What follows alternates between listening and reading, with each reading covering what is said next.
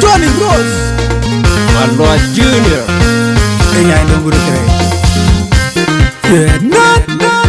Major Life Entertainment ES Production by Rick on the beat. Producer Cousin Dizzy.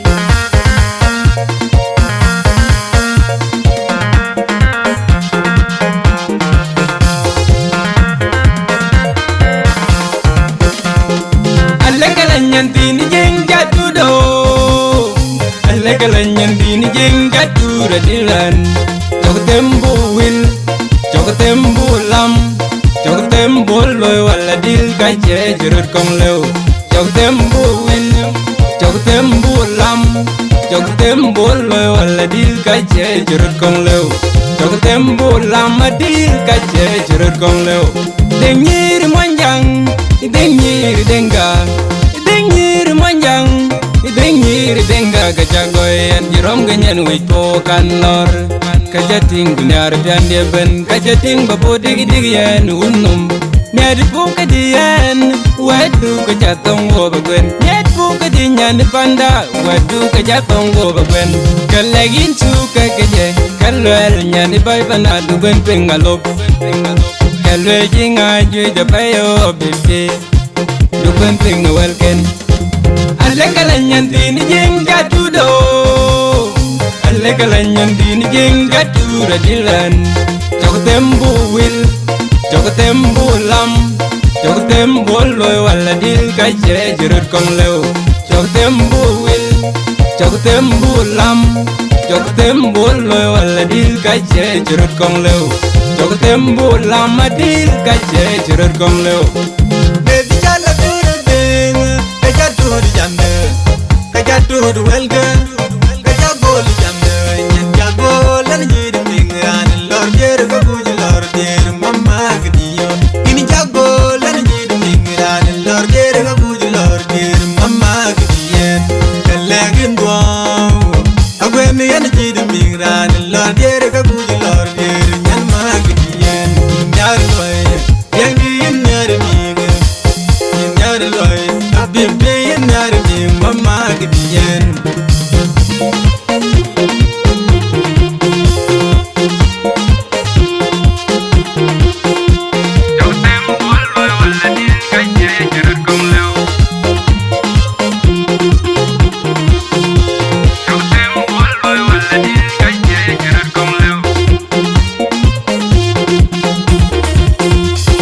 Competition daring leji wawalum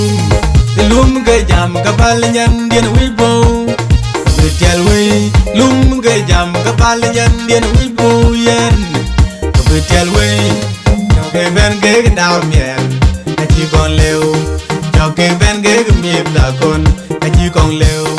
Choka bende luro dan nyalinja Madal pal yawan Uben be yega yega dia Kachi ror kon lew Choke ben ge daw mien Iror kon lew Choke ben ge daw akon Iror kon lew Kalegin jal guo pot pal pinyma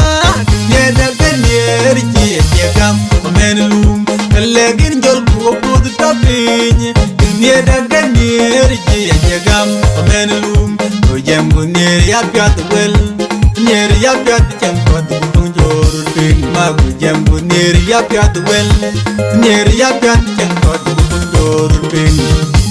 Duko kongam belum big yipior